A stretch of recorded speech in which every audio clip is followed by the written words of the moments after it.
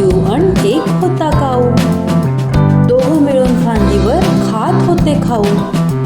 चिव बोलली काऊला, ऐकतो का जरा, दिवस येणार पावसाचे, घर बांधू भरभरा.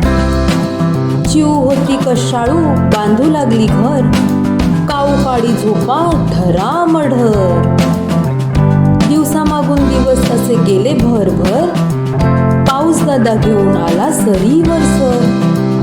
पाऊस दादा बरसला असा जोर खाऊन, त्यामध्ये काऊचं घर गेलं की वाहून.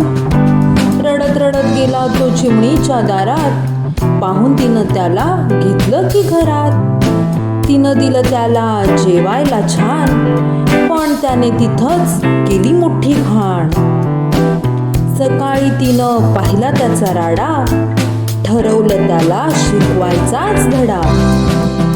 चिव बोलली काऊला, जाऊ नको तसाच, अंघोळीला पाणी देते थोडी कळ सोसा. उकळतं पाणी त्याच्या अंगावरती फेकलं, काऊचं सारं अंग अंग शेकलं.